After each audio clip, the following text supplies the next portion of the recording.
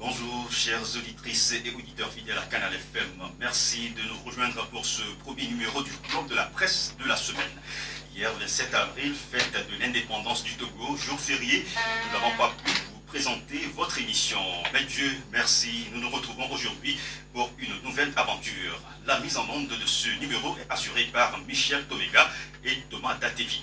Vous avez la possibilité de nous suivre en direct sur l'application mobile Radio Canal FM, téléchargeable dans Play Store. Vous pouvez aussi réécouter nos émissions phares dans le Club de la presse sur www.canalfm.com. Tout ceci grâce à Jérôme Bakoutia. Merci de votre fidélité à la 93.5 FM.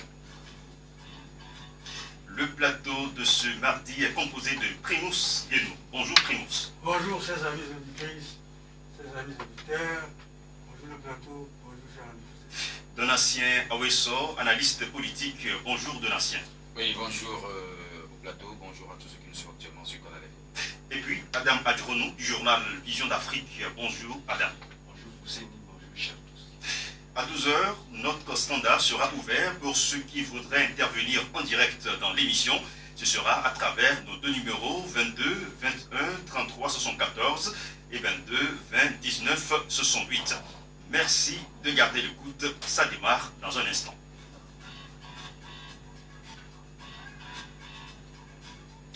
Le Togo a commémoré hier lundi le 60e anniversaire de son accession à la souveraineté internationale.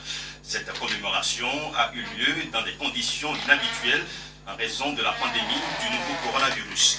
Le chef de l'État, Faure Gnassingbé, a rallumé le dimanche soir la flamme de l'indépendance à la place de l'indépendance en présence de membres de gouvernement et d'officiers supérieurs des forces armées. Hier, 27 avril, jour J, en lieu et place d'un grand défilé civil et militaire, le chef de l'État a présidé l'unique cérémonie de la prise d'armes au nouveau palais de la présidence. Alors, le jubilé de diamant de l'indépendance célébré sombrement, encore une fois, le Covid-19 a dicté sa loi. Donatien. Oui, et ici, nous inclinons devant la mémoire de tous ceux qui ont perdu leur vie dans cette pandémie. Et c'est quelque chose qui a ravagé tout le monde entier. On ne s'y attendait pas du tout. Peut-être si certains savaient qu'une certaine pandémie comme cela allait dévaster le monde et puis se sont tus, c'est seulement à l'invisible de leur en tenir rigueur. Mais c'est quelque chose qui a marqué tout le monde entier et a cloué pratiquement la plupart, je peux dire, un demi ou bien 2/3 de la planète à la maison. Les activités sont ralenties et pratiquement une dizaine est en train de s'installer. Et on prie fort à ce que ça puisse s'arrêter très vite, sinon le monde n'en peut plus. Alors, plus que nous, sinon, ce 60e anniversaire, ça aurait dû être une fête grandiose, n'est-ce pas? Ah oui, 60 ans, nous attendons à une fête grandiose et puis le Covid-19 a mis tout le monde à la maison. Mais il faut dire que le Togo, 60 ans après, reste quand même un cas particulier. Parce qu'il faut dire la vérité,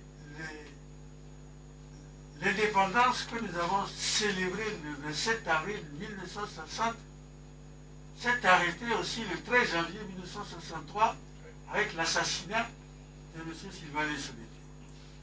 Si vous vous souvenez, depuis 1967, en lieu et place du 27 avril, pendant longtemps, nous avons souhaité le 13 avril. C'est ce qui fait que la nouvelle génération, les 20-25 ans, sont troublés. Ils ont fêté le 13 janvier avec conviction et zèle et joie, pensant que c'était la fête de l'indépendance du Togo. Puis on l'appelait la fête de la libération économique. Et patati patata, le président Faure arrive et dit non. Lui ne veut pas célébrer le 13 janvier, c'est plutôt le 27 avril. Et le 27 avril. Donc, ce qui fait que beaucoup ne savent pas c'est quoi finalement ce 27 avril, qui est sorti brusquement des placards et avec un nom qu'ils ne connaissaient pas, Sylvain Solibio. Vous voyez? Donc, les 60 ans là, ça a amené ça a amené la division. Beaucoup ont fêté le RPT le 13 janvier avec conviction et zèle. pensant que c'était la vraie fête de la libération du Togo, et puis évidemment on lui a dit non, que c'est pas ça. Surtout à cause de la conférence nationale qui a réclamé et obtenu par le président Afro et son le 27 avril. Donc, ça fait 3 générations qu'il y a 3 fêtes différentes. Hein, le 27 avril, le 13 janvier, puis on est revenu au 27 avril. Et beaucoup n'adhèrent pas. Franchement, malheureusement, la politique n'a pas unifié le peuple. C'est le drame. Et jusqu'à la veille, le théâtre le théâtre post-électoral qu'on nous a offert n'est pas fait pour rapprocher aussi les Togolais. Vous voyez? Donc finalement, cette fête qui doit être la fête de l'unité nationale, 60 ans après, ne nous rassemble pas toujours. Et là, on doit faire un appel pressant à la classe politique, parce que ce que nous avons tous en commun, c'est la patrie, le Togo. Maintenant, comment est-ce qu'on veut le gouverner?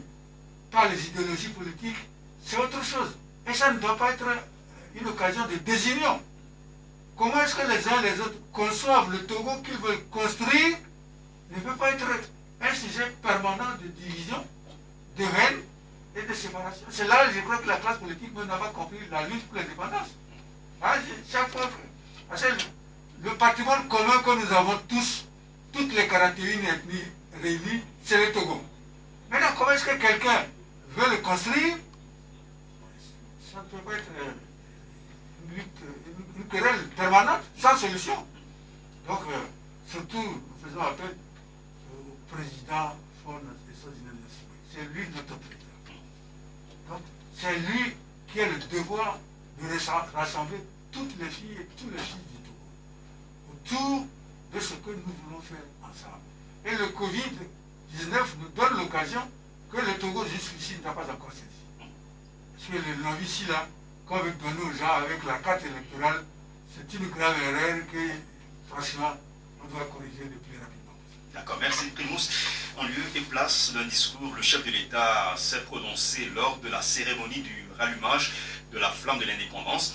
Il a rassuré le peuple togolais quant à la victoire sur le Covid-19. Je cite un extrait de sa déclaration.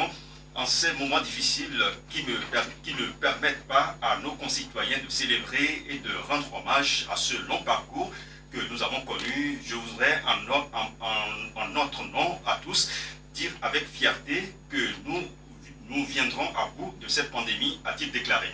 Alors, Adam Adjoulonou, c'est quand même bien que de temps en temps, le premier responsable d'un pays sorte pour donner du courage à son peuple, n'est-ce pas? Naturellement, et je crois savoir que tous les Togolais ont souvenance de cette sortie, surtout le chef de l'État a bien marqué, surtout en ces derniers temps, le peuple togolais, en ce qui concerne la célébration de cette fête. On l'a vu avec des inaugurations, tout azimut, des peu d'opinion. Ce sont des projets qui sont porteurs d'espoir à l'ensemble de la population togolaise. On a vu également que normalement, ces soixantenaires de l'indépendance du Togo, surtout après les cinquantenaires, où des engagements, où il y a eu la sommation de ce chemin parcouru qui a été fait après 10 ans, il était de bon ton normalement qu'on puisse revoir encore ce dispositif et repenser normalement cette indépendance. Malheureusement, le Covid-19 est venu dicter sa loi, ça n'a pas été le cas.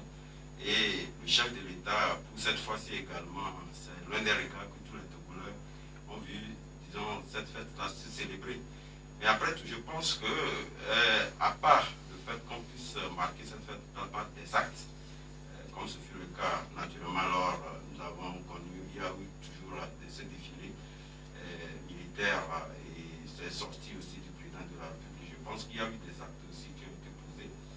Et par rapport à cela, c'est de bon temps que le chef de l'État, après savoir adresser à la population concernant le Covid-19, qu'il puisse encore laisser à cette population-là des mots d'encouragement pour leur dire quand même, monsieur le chef de l'État, en ce qui le concerne, il est à l'avant-garde de cette lutte-là contre cette pandémie.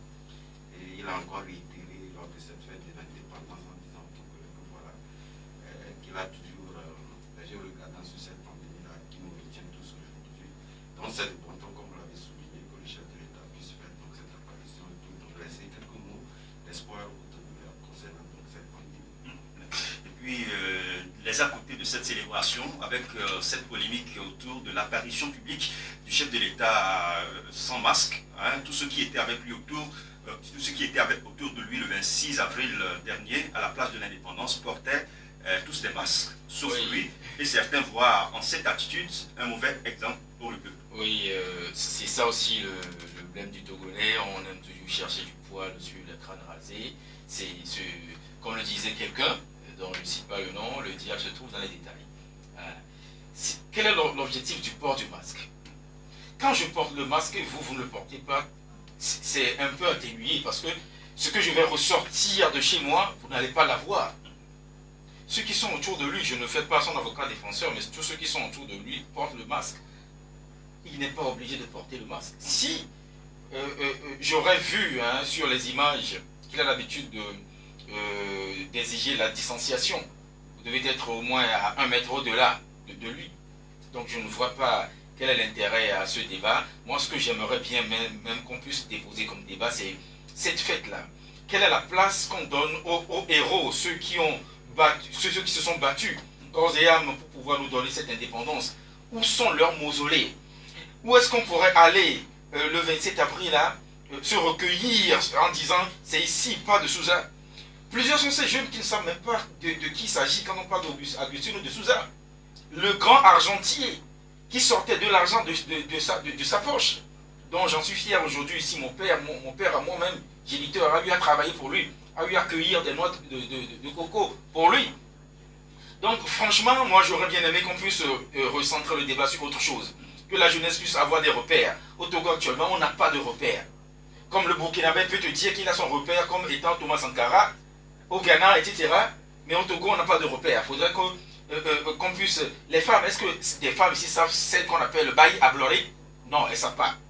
Donc il faudrait qu'on puisse recentrer plutôt le débat que de parler, je peux dire un peu des futilités, ce qui n'a pas lieu. Il faudrait qu'on nous ramène d'abord le corps, ou bien je peux dire les restes de notre premier président, qu'on puisse lui faire un mausolée, et qu'à chaque 27 avril, je me rappelle très bien, c'était le 26 avril, la nuit là, cette nuit jusqu'au lendemain, ce qui s'était passé, mon père me le raconte toujours, parce qu'il a été, en ce moment, j'aimerais pas trop faire de détails, il était déjà un peu âgé à l'époque. Donc moi j'aurais bien aimé qu'on puisse faire un bon débat et cette date-là puisse rassembler tous les Togolais parce que ça se célèbre toujours je peux dire, dans une dichotomie ici, les autres qui célèbrent, d'autres, c'est des gens qui se recueillent. Non mais c'est quel pays on veut laisser à la génération future? D'accord. Revenons au riposte au Covid-19 au Togo. Avant le début de cette émission, le site officiel présentait un nouveau patient testé positif sur les 190 dépistés ce matin. Un homme de 38 ans, togolais résident à Agoué, qui était un cas suspect. Aucune nouvelle guérison et aucun nouveau décès n'a été enregistré ce matin. À ce jour, donc, le Togo a enregistré 99 cas confirmés de contamination à Covid-19, dont 31 sont actifs, 62 guéris et 6 décès. Au total, 6141 tests de dépistage ont été effectués sur toute l'étendue du territoire national. Alors, Primus, la propagation continue, mais des guérisons sont aussi enregistrées. Certains disent même que le Togo a le meilleur taux de guérison dans la sous-région. Oui, ces nouvelles sont réconfortantes. Nous ne pouvons que souhaiter bonne chance au corps médical. Parce que le mal, là, on ne sait même pas d'où il est sorti. Heureusement qu'en Afrique, ça ne fait pas des hécatombes comme en Europe ou aux États-Unis. Mais Dieu merci à nos ancêtres. Il faut le dire qu'ils nous protègent toujours. Parce que nous n'avons pas assez de moyens. Si on doit mourir maintenant par dizaines de milliers, on n'aura même pas les bras pour aller enterrer ceux qui meurent. Donc Dieu merci que le corps médical continue de sauver des vies, qu'on détecte les positifs qui se cachent là, rapidement. On ne sait même pas comment est-ce que la maladie est rentrée chez nous aussi. Alors, si on ne le dit pas, mais elle est déjà là. Mais Dieu merci, elle ne se propage pas rapidement. Le Covid aussi a révélé l'état de notre système sanitaire, vous voyez, qui est dans une totale désolation. Moi, c'est à la maison que j'ai remarqué que même si le président de la République fait une crise grave à la présidence, on a fait un hôpital de référence pour lui apporter les premiers soins avant que la ligne médicalisée n'arrive. C'est un état grave. On ne peut pas vivre dans un état comme ça où même le numéro 1 n'a pas à sa disposition des unités de soins dignes de ce nom. C'est le Covid qui a révélé tout ça. Donc, que vivement, on prenne les choses au sérieux, qu'on prenne ce Covid-19 là comme une chance pour nous donner un système sanitaire acceptable. D'abord pour les grands même, si le Covid a dit que chacun doit rester chez lui, personne ne va aller chez les voisins, qu'eux-mêmes aussi aient à leur disposition au moins un hôpital convenable ou une clinique convenable, digne de leur nom et de leur rang, avant que le bas peuple ne pleure et dit mais donnez-moi aussi quelque chose. Mais nous avons le CHU, mais peut-être que ça va réclamer qu'on le s'informe de lui tous les jours, qu'on le dote au moins du minimum pour sauver les vies. Parce qu'il n'y a rien de plus précieux que la vie humaine. Les pays, c'est les hommes qui le construisent. Les inventions, c'est les hommes qui le font. Le corps médical, c'est des gens qu'on a mis au monde. Donc il faut qu'on apprenne à donner de la valeur à la vie humaine. D'accord. Alors, les Africains font mieux face à cette pandémie, à Gamadjoujou, mais le mal est là et les gens doivent redoubler de vigilance. Oui, naturellement, je pense que cet aspect de la chose évoqué tout à l'heure par Cruz, je pense que c'est une prise de conscience collective. D'ailleurs, même le chef de l'État, comme d'ailleurs même le chef d'État africain, a pris conscience du mal. France fait, disons, un peu la fragilité de nos infrastructures sanitaires. Je crois que sur la question, il n'y a eu un engagement manifeste, lorsqu'on prend par exemple le cas togolais, où on peut dire, c'est vrai qu'il y a beaucoup de prudence à pouvoir donc faire observer en ce qui concerne cette pandémie-là, mais au-delà de tout, je pense que le dispositif mis en place aujourd'hui permet plus ou moins de dire que nous avons les meilleurs outils pour pouvoir quand même canaliser, sinon mettre cette pandémie-là sous contrôle. Et en témoigne bien évidemment le dispositif d'endiguement qui consiste donc à pouvoir sélectionner un cas positif et avoir les contacts que ce cas-là a eu donc à générer, ce qui même fait que aujourd'hui on a des tests qui ont levé, surtout même le cas alarmant évoqué il n'y a pas longtemps, surtout lorsqu'on prend des localités, surtout en ce qui concerne la région de Tchaoudjo, de Tchili. Je pense que ce cas alarmant qui avait donc été décrié par un certain nombre de constituants n'est pas le cas aujourd'hui, donc nous pouvons quand même féliciter le personnel médical et surtout à l'avant-garde du fait le chef de l'État qui a pris donc les choses à main. Nous avons vu aujourd'hui ce centre-là équipé et surtout les dernières informations qui laissaient présager que au vu d'un certain nombre de défaillances de suite, donc il y a un œil regardant sur la chose. Et aussi, donc je pense que c'est un effort qui doit donc être continuel et permettre à ce que nous ayons vraiment des infrastructures sanitaires de référence qui permettra que vous soyez autorité ou Togolais lambda, avoir cette possibilité-là de se faire soigner dans des structures sanitaires adéquates pour éviter à ce que nous souffrons un peu des moyens que nous n'avons pas assez pour évacuer un certain nombre ou d'ailleurs même des Togolais lambda. Et lorsqu'on n'a pas de ces moyens-là de ne pas se faire soigner. Donc je pense que la réflexion doit continuer, mais au-delà de tout, nous ne devons pas aussi ignorer ces efforts-là qui sont donc engendrés aussi par l'autorité, le gouvernement et le personnel médical qui, quoi qu'on dise, avec ces moyens qui sont insuffisants certes, mais essaient quand même de faire de leur mieux pour contenir cette pandémie-là. Surtout, vous l'avez évoqué tantôt en disant que le Togo a le meilleur taux de guérison. Donc nous devons toujours continuer par les encourager pour que cette performance-là puisse continuer, que le Togo puisse donc continuer dans ce terrain-là. D'accord. Alors, lutter contre le Covid-19 revient aussi à faire face à ses conséquences. Le gouvernement togolais a pris des dispositions dans ce sens, un certain nombre de mesures dans tous les domaines de la vie économique et dans le secteur agricole qui va être certainement affecté également par cette crise sanitaire. Le gouvernement vient de lancer un plan de riposte spécial au secteur agricole nommé PRA Covid-19. Le PRA Covid-19 comprend donc un appui en matériel agricole, labour et souchage et kit d'irrigation, la promotion d'entreprises de placement de main-d'œuvre un crédit d'intrants à taux bonifié pour la production à terme de 225 000 tonnes de coton, 1 990 000 tonnes de maïs, 332 508 tonnes de riz, 138 798 tonnes de soja. Alors, nous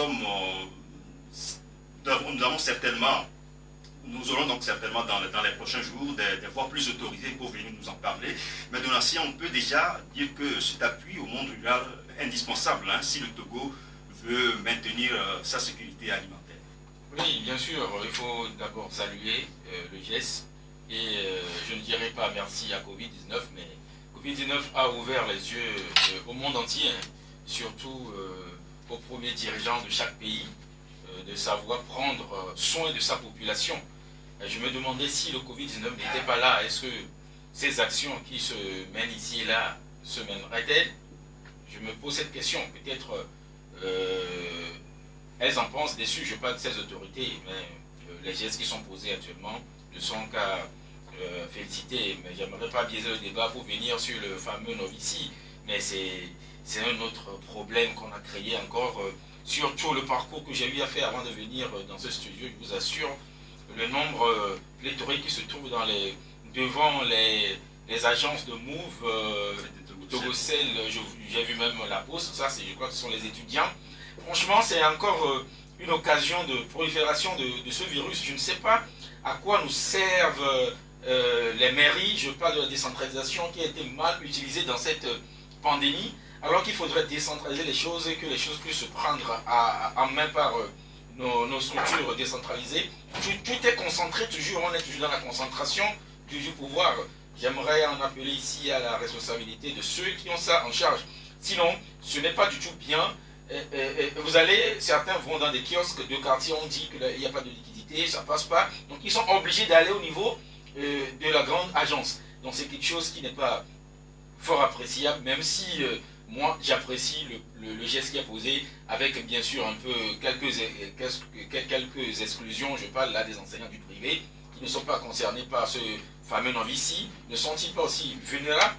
Donc je voudrais très bien qu'on puisse voir dans la marmite de la vulnérabilité là. Qui est-ce qu'on place dans vulnérable? Donc c'est bon, quand même le pas est posé, c'est à féliciter, mais à demander à ce que ça puisse être mieux mûri. Mais sur le terrain agricole, c'est bien et que ça continue. D'accord. Alors dans cette riposte, le gouvernement reçoit l'appui de ses partenaires. Après le FMI, la Banque mondiale et d'autres, c'est la France qui appuie le Togo sur le plan de la riposte au Covid-19. Alors, Primus Genou, pour aider sa population, le Togo a aussi besoin d'être aidé et c'est ce que la France vient de faire. Bonjour ami. Moi, je ne suis jamais content quand toutes ces institutions que tu viens de citer là parlaient d'aide. C'est un mot qu'ils utilisent, mais qui n'a rien du mot qu'ils utilisent. Ce n'est pas de l'aide. Les pays occidentaux ne savent pas faire une chose, aider. Ce qu'ils appellent aide là, c'est des prêts à des taux élevés qu'on nous fait. Et jusqu'au jour d'aujourd'hui, nos pays n'ont jamais été capables de rembourser l'argent emprunté. C'est l'argent de l'intérêt qu'ils paient. C'est pour ça que chaque fois le thème de la dette est toujours sur le plateau. Pourquoi? Posez-vous la question. Ces pays ont le même problème que nous. Et c'est eux qui accusent plus de morts. Maintenant, ils veulent aider les pays qui ont moins de morts. Vous trouvez ça logique? Que la France, au lieu de sortir de l'aide pour aider la France, c'est le Togo qu'elle veut aider. Elle a atteint plus de 10 000 morts. Le Togo n'est pas encore à 2 000 morts. Et le FMI veut nous aider. Les États-Unis, la ville de New York a plus de 10 000 morts. Le FMI ne se tourne pas vers les États-Unis et vers le Togo. Là où il y a le moins de morts, c'est là où ils débloquent les fonds.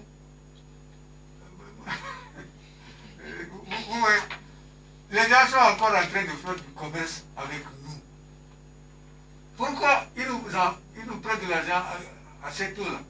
Parce que l'État togolais va demeurer pendant des siècles et endetté ou pas, c'est qu'un beau jour le Togo paiera. Il faut se méfier. Comme le Ghana, il est même sorti du FMI. Et depuis qu'il est sorti, il a eu tous les problèmes. Non, tous les problèmes. mais il affiche aussi des bons résultats.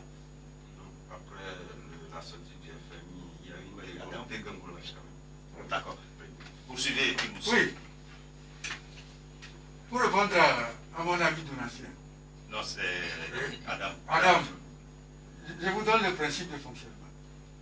Si vous acceptez de prendre l'aide qui vous donne, les autres institutions vont faire l'éloge de ton pays. Toutes les autres institutions vont féliciter ton pays. Que ça va bien. Que ça va bien, qu'on va ceci, qu'on va cela. Parce qu'on sait que tu vas dans la mauvaise direction. Mais si vos dirigeants ont le réflexe, ils disent, ah, ça là, ce n'est pas la bonne raison. Nous allons refuser, les mêmes institutions vont vous affoucher dans le rouge. Discrédité. Discrédité. C'est le principe. Vous voyez? Donc, comme le Ghana a compris, mais on a dit aux autres là, mais tirez sur lui, à boulet rouge. C'est le principe. Pour obliger, pousser votre peuple à chasser votre gouvernement. D'accord. Alors, Adam, Pimous l'a dit tout à l'heure, le Ghana a fait déjà l'expérience, mais est-ce que tous les autres États africains peuvent vivre sans ces aides? Vous savez, ceci pose un peu la problématique de l'indépendance dont nous venons de parler tantôt. C'est vrai, moi, cet indépendant, ou du moins ce que nous avons relevé, cela nous a permis de prendre une réflexion qu'a évoqué la présidente de l'Assemblée nationale il n'y a pas longtemps sur l'indépendance du Togo. Lorsqu'elle disait, certes, la nuit a été longue sur notre pays, mais au vu des différentes avancées et des grandes réalisations enregistrées et en projet imminent de réalisation, l'on peut déclarer sans se tromper que le jour s'est levé au Togo, peut-être faiblement, mais il s'est quand même levé. Il ne reste quand même à chaque fils et fille du Togo à pouvoir donc concrétiser ces avancées. Pour dire que le Togo a eu dans son cheminement à faire des mutations, en ce qui concerne donc sa marche de développement économique, etc. Donc, pour dire aujourd'hui que c'est vrai, le Togo a ses réalités. Il a ses réalités. Et ces réalités ne sont pas les mêmes lorsqu'on prend un peu les différentes étapes qui ont concouru jusqu'à ce 60e anniversaire. C'est vrai également que ces aides-là, quoi qu'on dise, moins que d'autres pays ou plus que d'autres pays, le Togo a eu quand même à poser des pas qui lui permettent aujourd'hui de circonscrire un peu son pas de développement. Donc, étant donné, c'est pas quand même pour comparer le pays, nous n'allons pas toujours prendre les mauvais exemples, mais ces aides-là, c'est ce que je disais tantôt qui pose donc la problématique de cette indépendance-là. Venant compléter toujours ces efforts en termes économiques prouvent réellement que sur le plan économique, il reste à faire, je suis d'accord. Mais sur l'autre aspect, tout à l'heure, que vous venez d'évoquer en parlant de l'agriculture, je pense que ce sont des plans importants à pouvoir donc saluer et à pouvoir donc maintenir à ce que d'ici encore 10 ans que nous pouvons quand même avoir cette autonomie-là et en évitant d'être toujours dépendants des autres pays, surtout des pays développés en ce qui concerne donc l'économie. Donc je dirais, lorsque nous faisons un peu la sommation de tout, je pense que si nous prenons un peu tous les pays africains, même peut-être, vous avez évoqué le cas du Ghana, certes, mais ce n'est pas le fait de se retrater du FMI qui fait dire aujourd'hui que le Ghana n'a toujours pas la main tendue au niveau des pays développés. Parce que c'est vrai qu'il a fait, mais le Ghana est référence sur certains nombres de pans donnés ou des projets de développement. Le Togo là également et aussi, n'allons pas revenir encore sur les performances enregistrées par le pays qui est le premier réformateur, troisième monde, etc. Je pense que ce sont des points importants, ce sont des facteurs de développement aussi qu'il faut prendre en compte. Ceci étant, je pense que tout le monde sait bien évidemment que si nous-mêmes nous posons de véritables leviers de développement, le jour viendra où le jour se lèvera un jour où le Togo ne serait plus naturellement un pays assisté et peut être un pays qui peut assister d'autres. Parce qu'il m'en souvient qu'après les cinquantenaires, où on disait, nous avons décollé carrément ensemble avec la plupart des pays asiatiques, dont la Chine, la Corée du Sud, etc. Et aujourd'hui, ces pays sont sortis quand même de la dépendance économique avec les grandes puissances qui sont aujourd'hui des pays donateurs. Et donc, c'est en cela que les grands bailleurs de fonds disaient que nous n'avons pas quand même appris l'expérience en pouvant donc industrialiser et en transformant donc nos produits agricoles sur place. Et je pense qu'aujourd'hui, lorsque nous prenons le cheminement que nous avions engagé ensemble au Togo, je pense que par le passé, si nous prenons il y a 10 ans ou 20 ans, le Togo n'avait pas ce niveau de transformation agricole, même si ce n'est pas encore ça. Il y a de quoi aujourd'hui encourager ce qui est fait, et avec ce développement agricole où, disons, ce qui est aujourd'hui un soutien à notre agricole, nous arriverons d'ici 10 ans, lorsque nous allons recommencer par faire cette sommation-là, remarquez que nous aurons quand même eu à marquer des pas politiques qui permettra d'un jour à l'autre de se départir ou du moins d'être toujours des pays assistés. Merci, Madame Adilonou. Dans cette riposte, la presse a un rôle important à jouer. D'ailleurs, elle joue déjà ce rôle crucial. Le ministre de la Communication l'a d'ailleurs reconnu lors d'une récente rencontre avec les responsables des organisations de presse. Et c'est peut-être pour cela que le gouvernement a pris la décision d'augmenter à 50% le montant de l'aide de l'État à la presse, selon une annonce faite vendredi par l'ARAC, haute autorité de l'audiovisuel et de la communication. Ce fonds passe de 100 à 150 millions de francs CFA à partir de cette année 2020.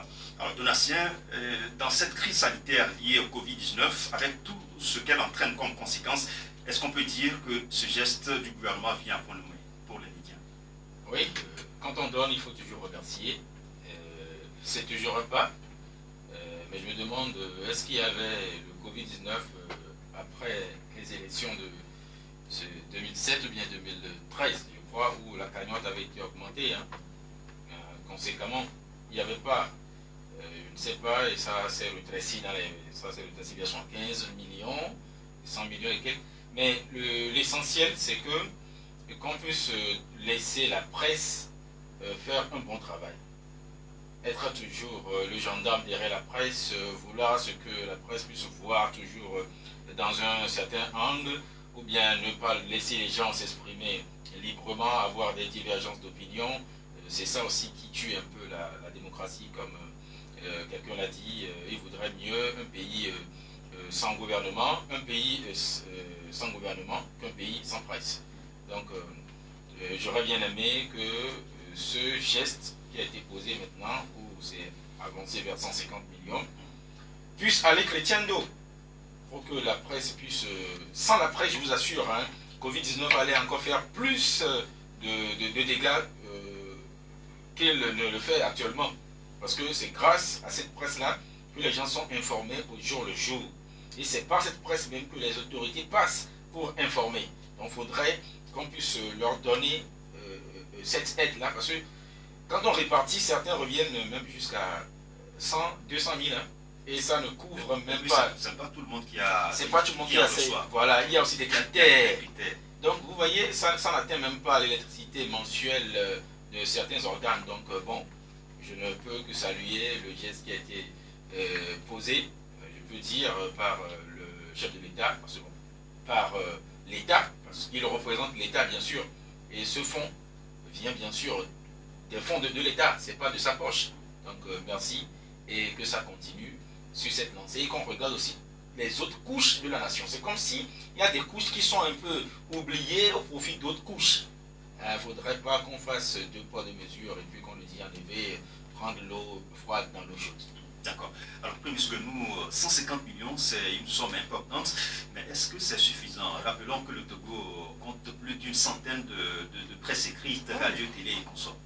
Oui, d'abord, disons merci, que cette fois-ci, sans la demande de la presse, c'est l'État lui-même qui pense à la presse et augmente son aide.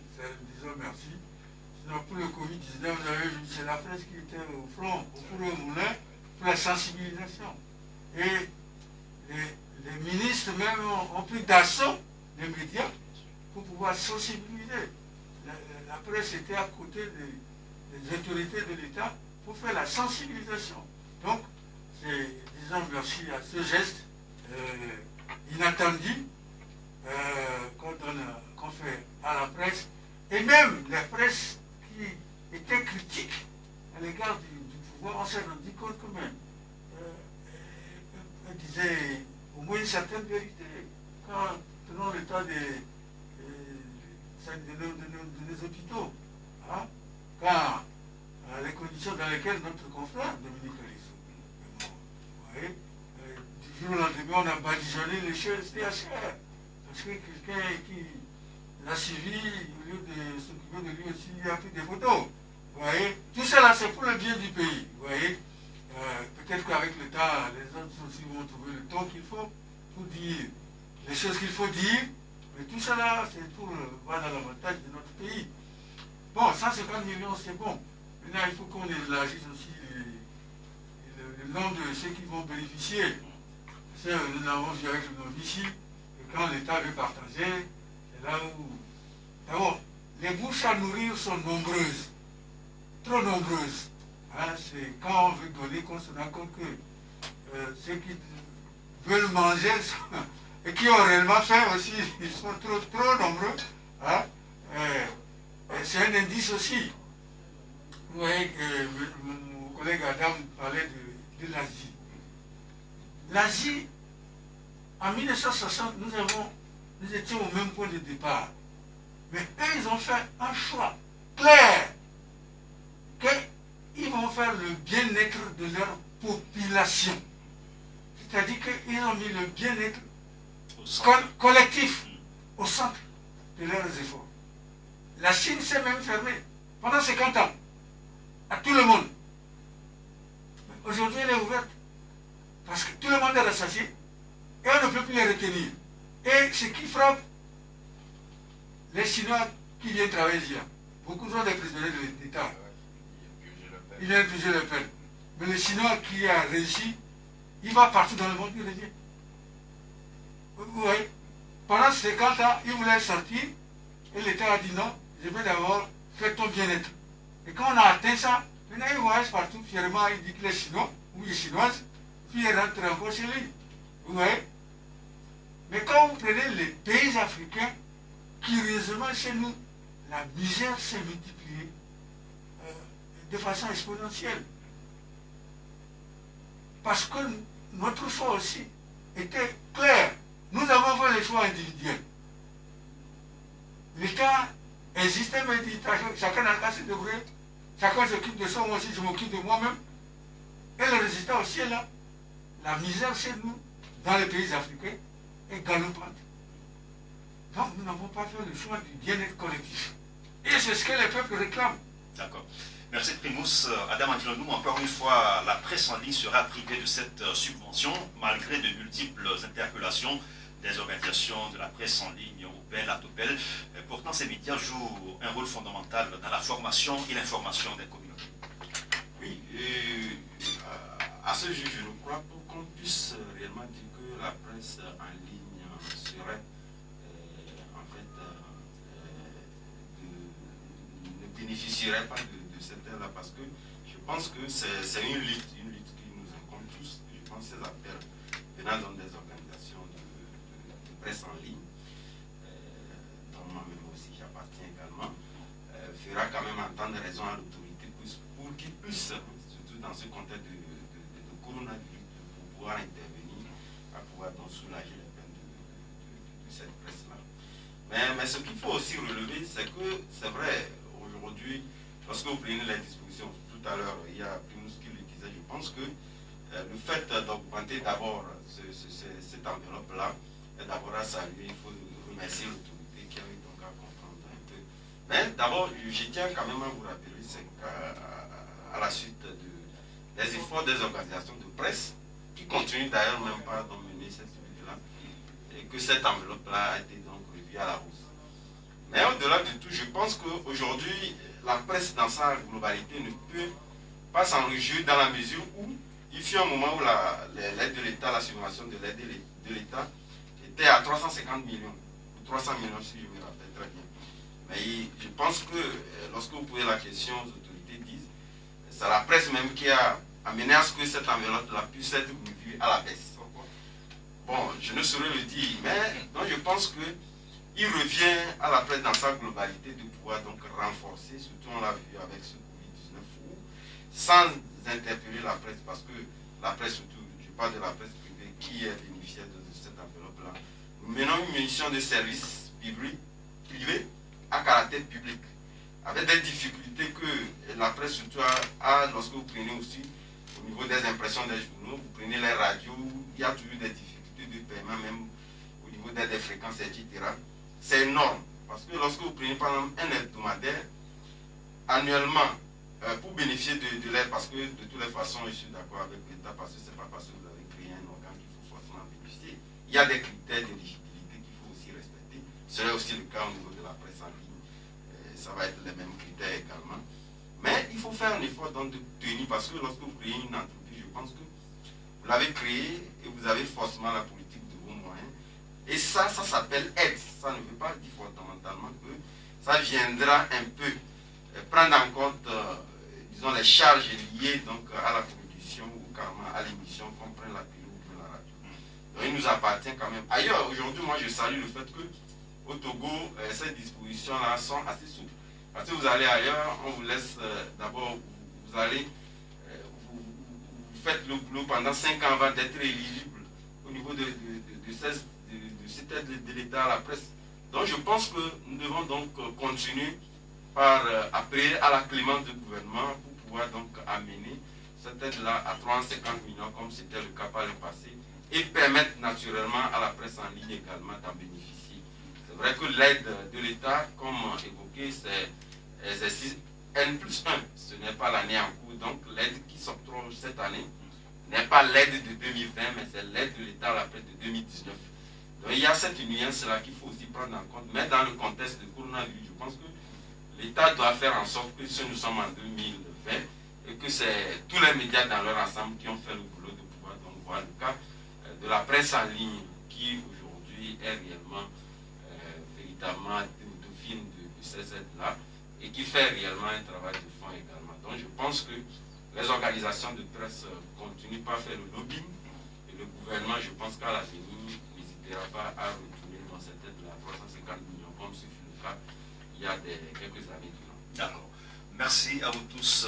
Nous abordons la page politique de cette émission. 4 jours après avoir été arrêté chez lui à Foreva de façon musclée, le président du MPDD, Gabriel Messan-Abuime-Kodjo, et certains membres de la dynamique Monseigneur Kodjo ont été libérés et placés sous contrôle judiciaire.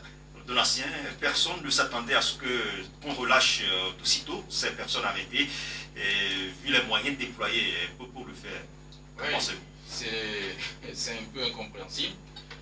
Ce qui a été très incompréhensible, c'est que le jour de je peux dire, l'ultime convocation, c'était écrit sur la convocation 9h et quelques. La maison a été cernée, je peux dire, la veille jusqu'à 9h en allant. Et on l'a, disons, oui, voilà. C'est-à-dire, on l'a accueilli même avant que l'expiration de la date, bien du moment n'arrive. C'est seulement à ceux qui sont allés sur le terrain, c'est à eux de nous expliquer la raison pour laquelle ils ont agi ainsi. Et parlant de sa libération, je peux dire, précoce pour certains, nul ne peut comprendre, seul le procureur et les juges d'instruction peuvent savoir la raison pour laquelle il a été relâché de sitôt après 112 heures. Et tout ce qui a été dit là-bas, bon, c'est le secret de l'instruction, on ne pourra pas quand même tout nous dire. Mais c'est un feuilleton très triste qui plonge encore le pays dans une certaine situation qui n'est pas très appréciable, parce que le Togo est toujours vu à l'extérieur, mis sous les lampadaires. Là, je veux faire un clin d'œil à un ami qui vit au niveau d'un quartier appelé quartier des lampadaires, qui nous suit actuellement. Pour revenir à être plus sérieux sur le débat, la situation que nous vivons actuellement avec la crise post-électorale ne fait pas bien au pays. Il va falloir que nos autorités et bien sûr la classe politique, ceux qui sont concernés, puissent revoir leur copie. Et ceux qui clament leur victoire aussi, qu'ils sortent les preuves et puis le bal est clos, qu'ils sortent les preuves et qu'ils montrent. Et là, on verra qui dit vrai, qui dit faux, et puis on termine cela parce que vous vous vous rappelez très bien, au niveau des États-Unis, il y avait même une élection où on n'a jamais connu le vainqueur jusqu'à l'heure, là. Je parle d'Al Gore et puis Bush. On ne connaît même pas qui a gagné jusqu'à maintenant, mais le pays ne s'est pas arrêté. Et j'aimerais bien que ceux qui réclament la victoire puissent brandir les preuves de la victoire et pour clouer le bec à ceux qui disent qu'ils n'ont pas gagné et vice-versa, pour qu'on puisse en finir avec ça, parce que le pays a besoin de décoller. On fait tellement du surplace et c'est parti encore pour durer longtemps et c'est pas bien pour la génération future. D'accord. Alors, Primo Skelou. Je vais prendre là où il a cité. Quand il a donné l'exemple de Al Gore de Bush. Non, après, c'était Al Gore qui a gagné. C'était une erreur. Ouais, les médias sont puissants. C'est Fox News qui avait annoncé la victoire de Bush, mais sans avoir tous les résultats. Or, Fox News, c'est une chaîne puissante qui a des petits relais dans tous les États-Unis. Alors, ces relais ont relayé l'information. Al Gore est parti à la justice, mais c'est après, c'est lui-même qui a retiré la plainte que ça ne donne pas une bonne image de son pays, de l'Amérique. Et le vote populaire aussi l'a gagné avec 2 millions de voix, plus que Bush. Mais il a dit que traîner le pays dans la boue comme ça, dans la justice, ce n'est pas bon. Et il a fait, vous voyez, chez nous aussi c'est la même chose.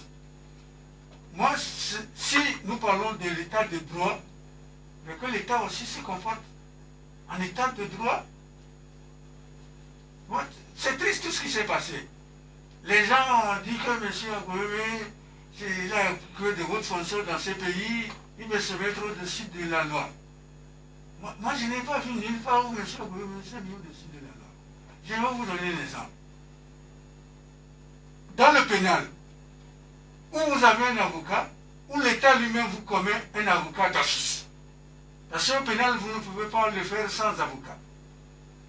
Et il y en a même un collectif d'avocats qui présente un certificat médical. Le procureur aussi, c'est son droit absolu de ne pas croire à ce certificat médical, mais seulement en tant qu'État de droit, il commande une contre-expertise. Et il envoie lui-même son médecin. Allez vérifier si ce que les médecins de M. Agoumé me disent est vrai. On nous dit qu'on l'a vu dans les réseaux sociaux. Est-ce qu'une vidéo est un certificat médical? La preuve, le Premier ministre britannique, il n'a pas fait passer une vidéo à la télé pour rassurer les gens de ne pas avoir peur du coronavirus. 2 jours après, lui-même, il est sur les internationaux. Donc, il ignorait une vidéo. Moi, en tant que procureur de la République, j'ordonne une contre-interprétation. C'est-à-dire, mon médecin à moi va vérifier si M. Agoumé est réellement malade, qui m'amène aussi son certificat médical. Si son certificat médical dit la même chose que celui de cet avocat, il est malade. S'il dit le contraire, mais jusque-là, je ne l'attaque pas. Je vais l'attendre au tribunal. Tout ce que moi j'ai comme preuve, c'est à charge. C'est pour attaquer M. Agoumé. Et puis de deux, les conférences de presse, il les fait à la maison, non. Il n'est même pas sorti sur la place publique. Ça aussi, je le prends à charge. Pourquoi? Je l'entends au tribunal. Ce que moi je n'ai jamais compris dans les pays francophones ou dans les droits francophones, la personne n'est pas encore passée au tribunal, puis elle est déjà en prison. Moi, je ne comprends jamais. Quand la personne n'est pas encore partie au tribunal, puis il se retrouve déjà en prison. Qui a pris la décision de le mettre en prison? C'est le droit aussi qui dit ça. Maintenant, vous enquêtez sur moi. Mais si vous enquêtez sur moi, la personne n'est pas à interroger, ce n'est pas moi. Interrogez toutes les personnes qui m'entourent. Vous cherchez quoi? Des preuves pour me mettre en prison. Maintenant, vous me convoquez moi pour venir pour vous dire quoi? Qu'est-ce que je vais vous dire? Dans ce cas-là, vous ne voyez pas dans le pays des droits, les avocats accompagnent leurs clients pour leur dire de ne pas parler. Ici, on vient vous attraper à la maison pour aller parler parce qu'on veut vous mettre en prison. La logique, elle est où? D'accord, merci Primus. Alors, sous contrôle judiciaire, M. Agouime Kodjo doit respecter 4 conditions que je cite rapidement selon les propres termes du parquet. Obligation de déférer à nos différentes convocations aussitôt qu'il en sera requis. Interdiction de quitter le territoire national sans notre autorisation expresse. Interdiction de faire toute déclaration à la remise en cause des résultats du dernier scrutin présidentiel du 22 février 2020. Et puis, interdiction de tout propos, déclaration ou attitude tendant à remettre en cause et à saper l'ordre constitutionnel et institutionnel existant. Alors, cette liste de conditions crée polémique dans l'opinion et la déception chez certains partisans de la dynamique Monseigneur Kodjo. Pour cela, c'en est fini de la contestation. Adam Adjounou, mais une question revient toujours. Est-ce que M. Agouime Kodjo a effectivement signé ces conditions? Est-ce que vous en savez quelque chose? Vous savez, Fousseni, avant même de répondre à votre question, sans faire de propagande, d'idéologie, je pense que tout à l'heure, Primus Guimou a eu à relever un certain nombre de choses. Je pense que lorsque vous prenez un peu la chaîne judiciaire et lorsqu'on vous adresse une convocation, à ce qu'ils sachent, à moins qu'on me dise réellement qu'il y a donc un centre hospitalier au niveau d'Agouime Kodjo. Parce que Agouime Kodjo n'était pas en défaillance de mobilité. Et lorsqu'on me dit que voilà, son état de santé était donc à un niveau donné où il évoquait donc des cas, je pense que à ce point de vue, il devait être donc à un centre hospitalier. Ça n'a pas été le cas. Agouime Kodjo était toujours chez lui à la maison. Et par rapport à cela, je pense que c'est ce qui a donc fait du fait que le parquet, ou du moins c'est le script, qui continue donc pas lui envoyer, pas lui adresser donc des convocations. Et maintenant, pour rebondir donc à l'autre aspect de la question qui disait donc que le délai de la convocation ultime n'était pas donc expiré avant qu'on ne l'accueille. N'oubliez pas qu'à la veille, ces avocats ont clairement dit qu'il ne se présentera pas donc à cette convocation-là. Et par rapport à cela, je pense que c'est ce conseil, et ça c'est la voix d'Agouime Kodjo qui parlait. Donc c'est ce qui a motivé le fait que le soir directement, il y a eu donc des dispositions qui sont prises pour qu'Agouime Kodjo soit forcé. Parce que là, on estime lorsqu'on vous envoie 2 convocations, vous ne répondez pas, ça a été toujours le cas. Et moi je parle d'un regard d'analyse. Lorsqu'on vous adresse 2 convocations, l'ultime convocation, il n'y a plus de circonstances atténuantes qui puissent donc venir barricader de vous faire vous donner raison à ce que vous ne puissiez pas répondre. Donc c'est par force qu'on vient donc vous pouvez. Non, maintenant si nous voyons un peu l'épilogue de cette procédure, là où on s'est arrêté, vous avez évoqué donc les conditions, les conditionnalités qui lui étaient donc imposées. Je voudrais dire quand même que si Agouime Kodjo normalement avait plus celui de répondre à la première convocation, je pense qu'on en serait là. Beaucoup d'analystes aussi l'ont prédit parce que dans un contexte et puis lorsque nous voyons un peu le cheminement qui est fait, parce qu'il y a donc une requalification des faits, on se pose la question de savoir si la question politique aujourd'hui, est-ce que le parquet est habilité aujourd'hui à pouvoir donc donner des décisions de la Cour constitutionnelle, puisque je pense que lorsque vous allez à une compétition, vous avez plus soin de pouvoir donc respecter ou du moins aller aux arbitrages qui étaient donc proposés, ces arbitrages-là étant donc la Cour constitutionnelle qui a donc tranché en dernier ressort. Donc il ne vous appartenait plus parce que sans quoi, je pense que si cela ne vous agréait pas, vous n'allez pas prendre part à ces élections. Parce que ce débat, nous l'avons déjà évoqué ici à maintes reprises, nous n'allons pas revenir sur la question. Mais étant donné que la procédure est en cours aujourd'hui et que Agouime Kodjo lui-même doit se prévaloir d'un certain nombre de points qui, plus ou moins, moi je n'en sais rien, peut-être je ne sais pas pourquoi, qui puissent peut-être lui donner raison en disant donc qu'il continue donc pas contester ces élections-là, même si ce n'est pas la juridiction compétente pour donc trancher cet aspect de la chose-là. Ces points sont évoqués quand même pour permettre à ce qu'on puisse aboutir à la procédure qui est engagée. Ça n'a rien à voir avec le fait qu'on dise aujourd'hui, ou du moins présager de l'issue de cette procédure-là qui est engagée. Donc je pense qu'il nous appartient, nous en tant que population observateur, de pouvoir voir un peu ce qui en serait.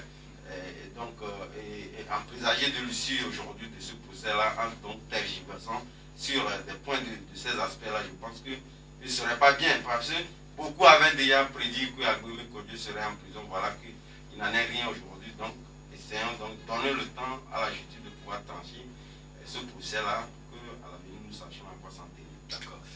De l'ancien. Oui, avant de donner la parole à l'aîné, j'aimerais en ajouter ici que bon, je crois qu'on en fait un peu de trop pour pas grand chose. Hein, parce que on a vu dans ce pays des gens qui ont commis tellement de choses auxquelles la justice ne s'est pas empressée pour enquêter dessus.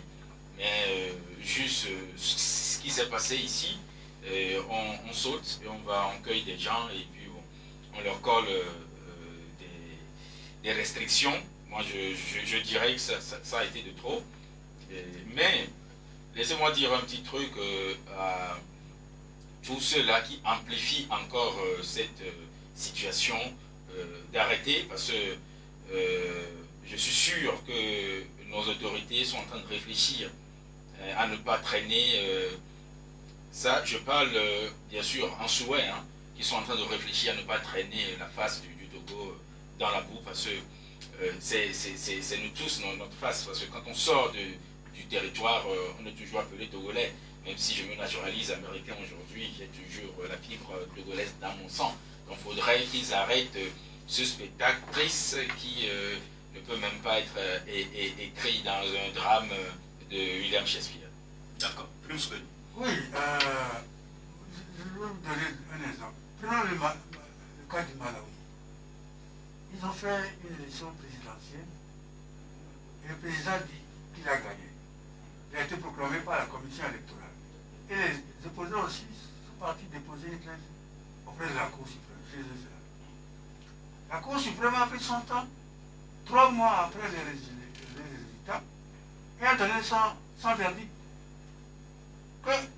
En anglais, on dit que la majorité en anglais signifie avoir 51% des voix. Que le président a eu 36%, et lui aussi parle de majorité. Il n'a pas eu de majorité. De deux, pour arriver à ces 36%-là, dans certaines provinces, il a été obligé de tricher en brûlant les urnes. Conclusion, on annule les élections. Parce que celui qui dit avoir la majorité ne l'a pas, et le résultat qu'il a aussi, il ne l'a pas eu de façon honnête. Donc on a donné raison à l'opposition. C'est comme ça que ça se passe dans les pays où les pouvoirs sont séparés. La justice ne s'est pas mêlée de ce que fait la commission électorale. Elle a eu les plaintes parce que c'est venu déposer chez elle. Elle a pris son temps pour se prononcer. Après, c'est l'exécutif qui a protesté et dit non, moi, je ne suis pas mêlé de ces élections, c'est les gens qui ont participé qui sont venus chez moi pour se plaindre. Oui, il a dit. Maintenant, sa décision s'applique à tout le monde. On reprend les élections. Point final.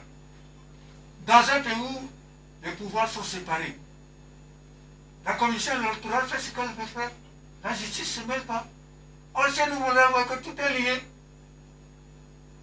La rapidité même avec laquelle on a enlevé l'immunité à M. Agoyomi veut dire que cette institution n'est pas indépendante de celui qui l'y a demandé. Vous allez prendre la parole tout à l'heure. Non, vous allez revenir. Non, vous allez revenir. L'Assemblée nationale aurait dû prendre connaissance, accuser réception. Quand est-ce qu'elle va décider? Elle prend son temps. Vous voyez, maintenant tout ce qui se passe là, Agoyomi et tous ceux qui, avec ceux qui se querellent là, ils sont sortis de la même école. Agoyomi dit qu'il a servi le général Yadima avec efficacité. Donc il est sorti aussi du RPT uni. Pourquoi les deux là nous font ce théâtre là qui unit tout le Togo? Il a fallu s'asseoir quelque part et trouver une solution. D'accord. Merci Primus. Yadam. Oui, vous savez, moi j'aimerais franchement répondre sur la question de nos parents parce que sur cette question-là, nous avons eu à mener beaucoup d'enquêtes, nous avons même conduit beaucoup d'artistes sur l'aspect de la chose. Et je pense que le passage de Djerim Tama ici la semaine dernière nous donne aujourd'hui raison, parce que nous avons évoqué l'Assemblée nationale au vu de la solidarité, étant donné qu'Agoyomi conduisait toujours député à l'Assemblée nationale, n'avait pas voulu que le truc aille jusqu'à ce point. Et il y a eu des tractations qui sont venues, c'est vrai que ces tractations-là buté à un moment donné sur le fait qu'il y avait donc des considérations, tout comme c'était une négociation qui était donc faite à M. Aguillaume Kodio pour pouvoir donc un peu négocier, du moins son prétendu victoire qui n'en était pas une. Donc je pense que sur cet aspect, il n'y avait pas eu rapidité. Sinon, le premier jour de la rencontre, je pense que l'immunité serait levée. Ça n'a pas été le cas. Il y a eu donc des tractations, des discussions de couloir qui sont menées, mais l'intéressé ne voulant pas entendre raison, on en est arrivé là. Donc parler de rapidité de l'immunité, je pense que ce n'est pas la bonne option. Il n'y avait pas eu rapidité et Djeritama a eu quand même à le signifier ici la semaine dernière. D'accord. Nous marquons une pause et on revient.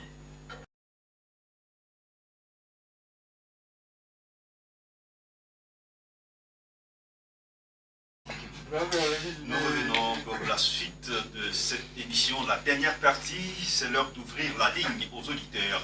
Vous pouvez nous appeler dès à présent sur le 22 21 33 74 et le 22 20 19 68. Alors, nous avons un premier auditeur en ligne. Allô? Bonjour, présentez-vous. Présentez-vous. Oui, nous allons bien, et vous? Votre nom c'est? Ok, allez-y.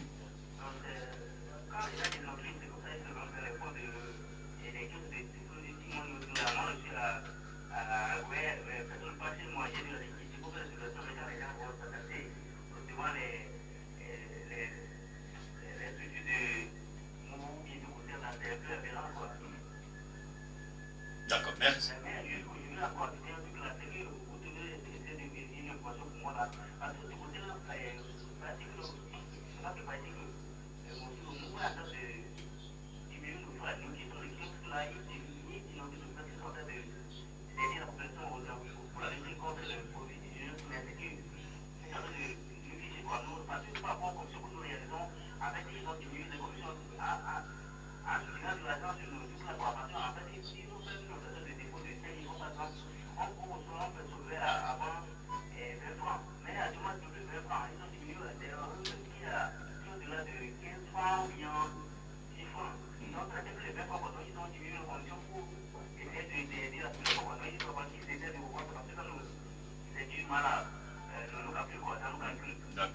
D'accord, merci beaucoup. Alors voilà l'inquiétude de l'auditeur. Oui, l'inquiétude est fondée parce que bon, moi-même, je devais retirer quelque chose la semaine dernière sur Flouze. Et normalement, on devait me retirer 150, mais on m'a retiré 100 francs. Je me suis dit, ah bon, c'est peut-être on est en train de nous aider. Sûrement, en nous aidant, eux, ils sont en train de perdre. Donc, il faudrait que Mou, bien de Bruxelles, puisse revoir cette partie pour nos chers amis qui se plaignent. D'accord, un autre auditeur en ligne. Allô? Bonjour. Comment allez-vous? C'est monsieur? D'accord, allez-y.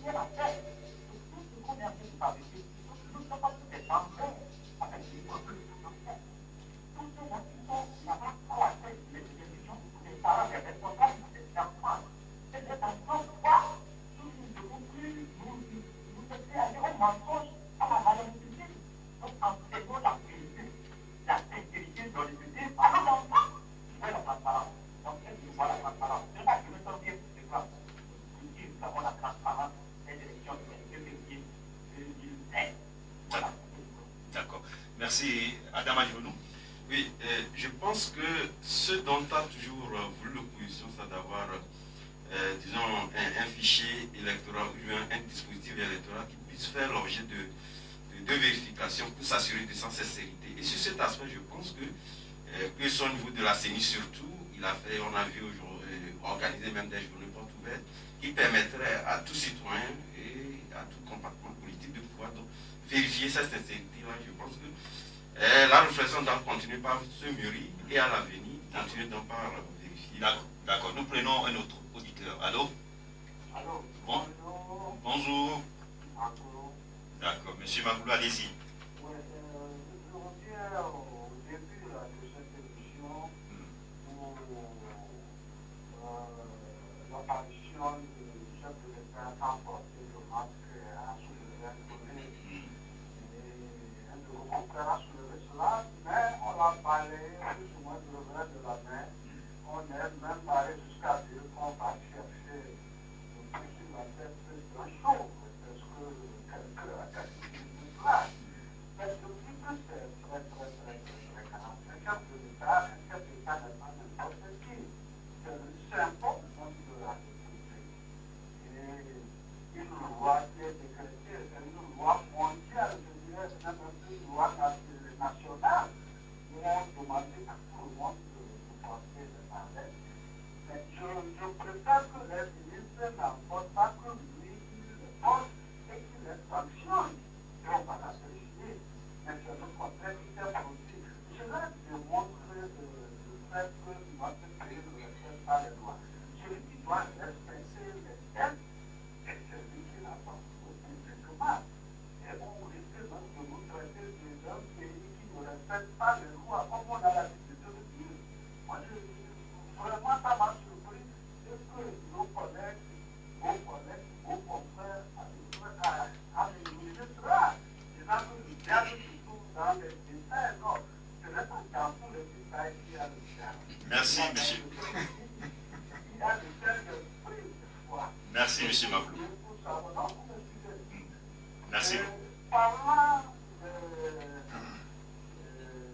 la carte d'électeur pour vérifier le nom d'ici, M. Guémon l'a soulevé tout à l'heure, c'est une aspiration. La carte d'identité, c'est le norme. Parce que c'est ça. Une déception, c'est d'autres cartes.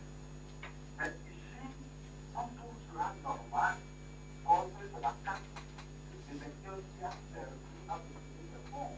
C'est une aberration. Et là où Ouattara est, ça a créé une jurisprudence.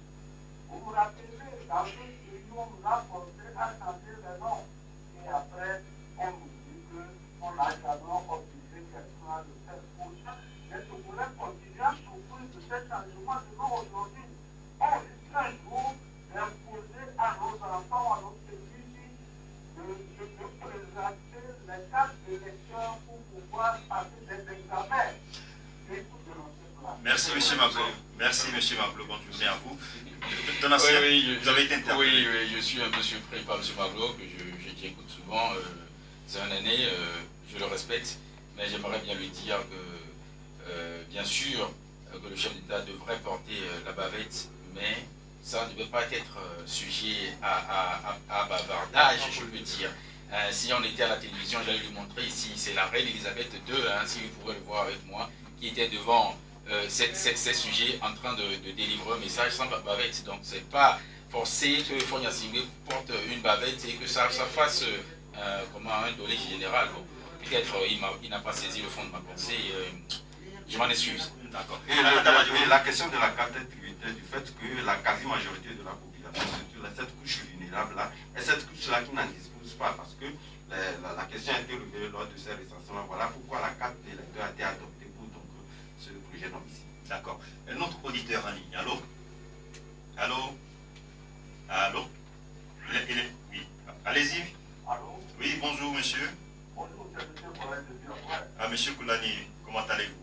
Je vais très bien. Ok, allez-y. Je suis avec vos confrères sur le plateau. Merci. Oui, j'espère que nous allons décider. Nous sommes des politiciens. Nous savons bien que la Cour constitutionnelle a dit sont des institutions qu'on doit respecter. Et notre constitution a bien dit pourquoi le pouvoir est pas aux élections. Et qu'il faut que ça soit transparent. Et que celui qui gagne, on le donne. Ce n'est pas parce que les institutions qui animent les institutions sont malhonnêtes qu'on va accepter ce qu'ils disent. Et quand la population, la majorité le dit, il est fait comme nous le disons, la vérité de Dieu. Qu'est-ce qui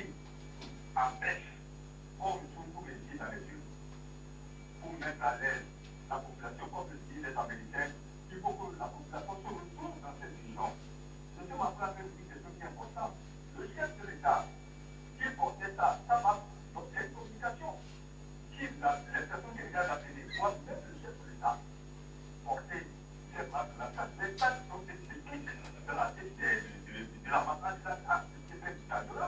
C'est le chef de l'État lui-même. Voici ce que ça peut donner. Mais pour finir, l'aide de l'État à la presse n'a jamais été à 350 000.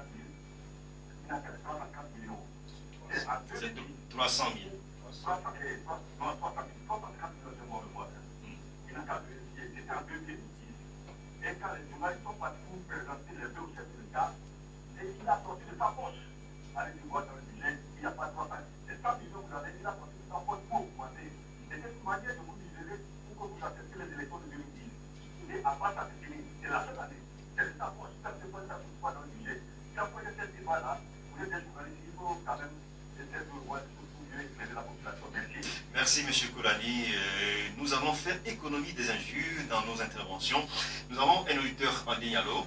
Bonjour. Bonjour. Monsieur Johannes. Oui. Allez-y.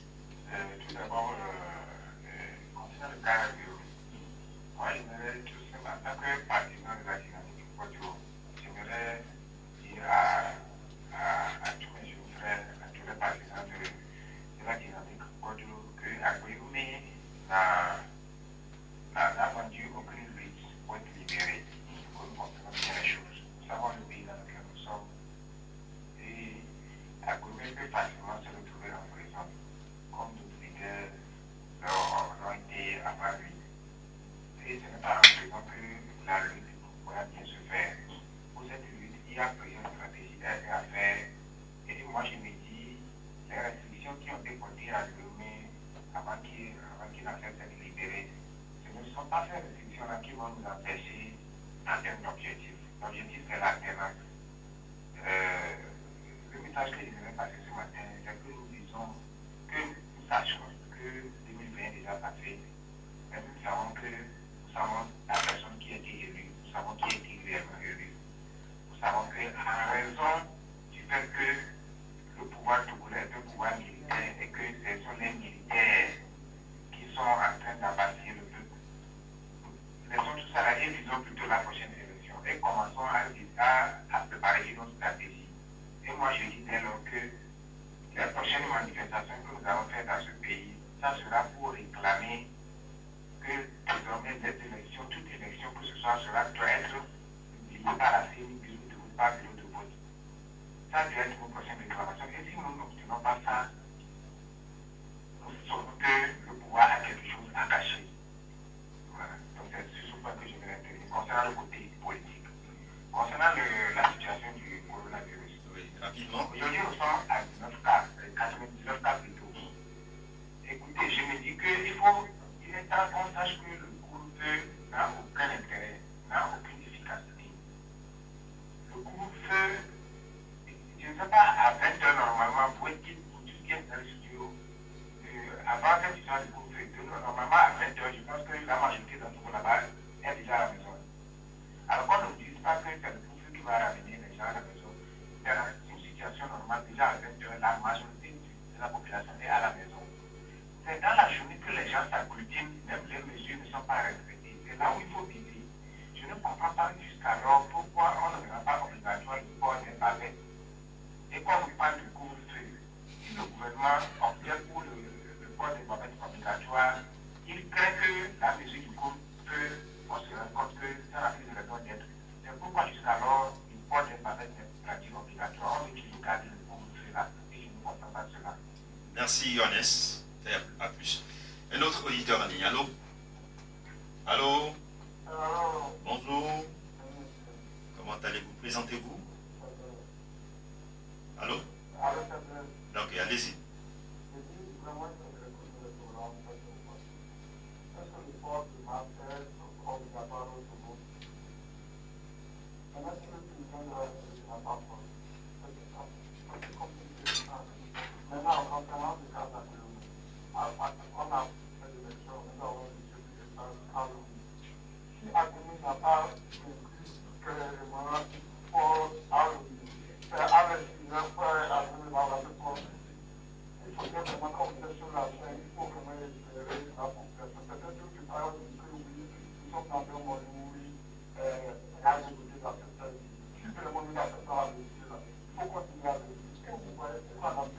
pense que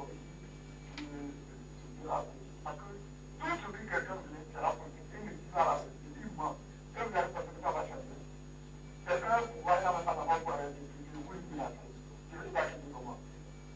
Chacun vous voit attention, comme vous êtes sur le chaîne mondial, vous ne pas vraiment ça me montre. Merci, monsieur. Bonne journée à vous. Un autre Yitarani. Allô? Allô? Allô? Je crois qu'il est parti. Bonjour. Bonjour. Comment vous avez dit? Allez-y, monsieur, comme la vie. Oui, je salue le plateau. Je même à l'extérieur de M. Adjoumou, il est en train de faire une analyse des problèmes de l'histoire de vous. Et en disant que l'institution qui a publié le résultat, donc c'est celui que Adjoumou est associé à ça, n'est pas magnifique. Si cette institution était une institution vraiment critique au jeu du peuple togolais, ça a été fait dans les règles de l'art, je ne pense pas que Adjoumou va continuer par le Vatican. Voilà aujourd'hui, le pouvoir s'est pris dans notre flèche en reconnaissant d'après qu'ils ont volé l'élection. Pourquoi ils intimisent maintenant à Adjoumou de ne plus parler de cette élection? Si vraiment s'il avait vraiment gagné, je ne pense pas qu'il allait dire à Adjoumou de ne plus parler de cette élection. Il devait plutôt dire que voilà, comme ça peut passer, il faudrait qu'on rencontre les deuxièmes parts de l'autre monde. Et ce n'était pas le cas. Donc, vraiment, le gouvernement relie sur le plan international. Merci beaucoup. Merci, monsieur. Bonne journée à vous. Allô? Alors, Bonjour. oui, je m'appelle Abdou. Oui, allez-y. Oui, je veux parler du problème de votre affaire. D'abord, si on a posé à Guillaume pour vis-à-vis dans le pays des deux candidats, Guillaume ne va gagner le sur le il ne peut pas, parce qu'on ne le connaît pas ici. Il a été ancien ministre ou assemblée de députés, mais il a arrêté et monsieur Aguillaume emprisonné. Après, il a passé à la justice, il a pas Aguillaume, il a montré le pouvoir pour l'emprisonner. Et voilà, montré le photo. Aguillaume, il a attaqué à la frontière nationale, ils sont partis le budget au Bénin. Il avait dit que Français pour la Aguillaume. C'est un palais qu'ils ont fait. Tu l'as fait à Aguillaume. Et le président, il allait d'être le programme depuis parce que ces gens-là sont sortis. Ils me libèrent de droit aussi parce qu'il était fait avant. Et voilà mon avis. D'accord, merci à vous. Bonne journée chez vous. Nous sommes pratiquement à la fin de cette émission. Nous allons faire un tour de table pour vos cartons. Je commence par Adam Adjoumou. Moi, mon carton, je vais toujours convenir avec moi que nous sommes dans un environnement où l'urgence sanitaire interpelle tout le monde, et que moi j'invite mon carton vert à tous les Togolais qui ont fait le bon choix de pouvoir donc adopter ce sport, même si ce sport de maths n'est pas systématique, de pouvoir l'adopter dans leur habitude, et moi je les encourage vivement. D'accord. Primus Benou. Oui, mon canton, il est vert aussi. Et il va à la presse, aux médias et au corps médical pour être au front dans la lutte contre le coronavirus. D'accord. Donatien. Oui, je me passe d'un carton, mais j'aimerais juste ici souhaiter un joyeux anniversaire à une petite, à moi, qui s'appelle Gloria Tibé, qui souffle une bougie de plus. Mais je m'en voudrais si je ne dis pas ceci avant de quitter.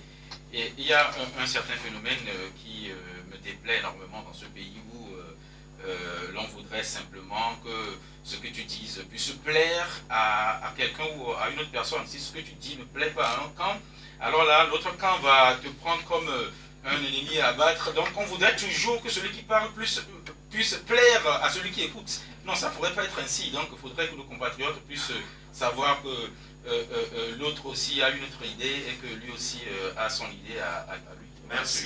Merci à vous tous.